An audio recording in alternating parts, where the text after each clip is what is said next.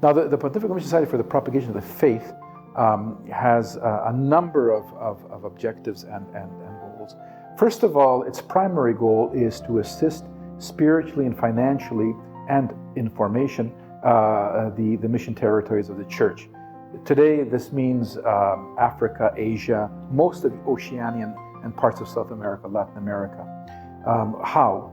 First of all, by encouraging prayer for the mission, prayer for evangelization, and forming priests, religious, and others with a missionary spirit. Every country, more or less, has a national director of the societies, and his job is to help promote missionary animation and missionary formation. The Holy Father has designated the penultimate Sunday of October as Mission Sunday. And so the collection taken on that day is dedicated for the propagation of the faith, this society. And also the Mass is dedicated, offered for evangelization of and young churches, and also the prayers for the mission. Propagation of the Faith provides an annual ordinary subsidy to over 930 dioceses around the world.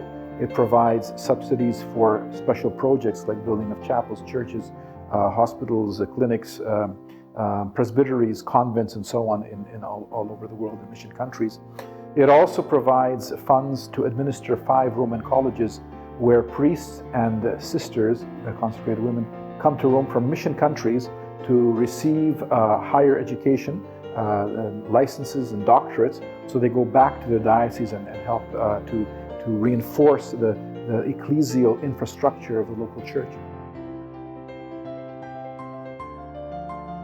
We also provide a subsidy for retired bishops in mission countries that don't have other means of support.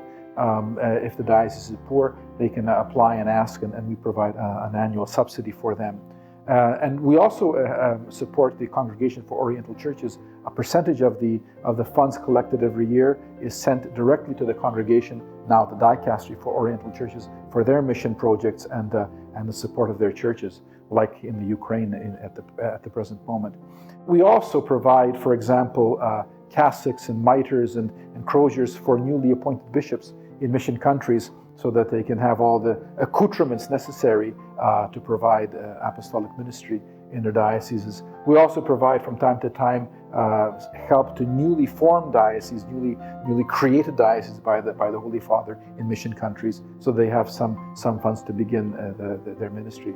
So all in all, this is a grave responsibility of the propagation of the faith, and so it's a big society. What I would like to say is that it's not an NGO, it's not a charitable organization.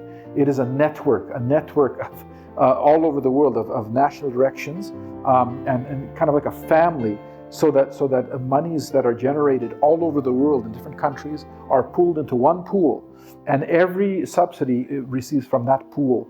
So in a sense, every person who donates for the propagation of faith is part of every project in the whole world, because of that situation. And that network also reinforces the idea of a family that prays together, that supports each other spiritually and economically.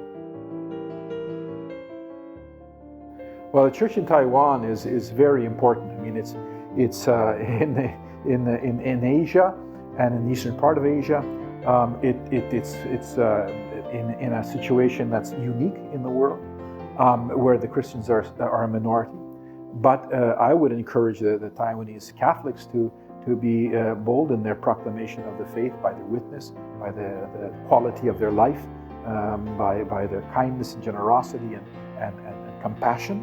And I would encourage them to pray for the evangelization of the world, but especially of that area of the world in Asia, and to participate in the World Mission Sunday collection and any other way that you can support spiritually or financially, not necessarily with a collection. Maybe some people are able to give other funds, bequeaths and so on, through the national direction, a very fine national director in Taiwan. So I would really encourage the people to get involved in the whole project of mission animation and proclamation of the gospel.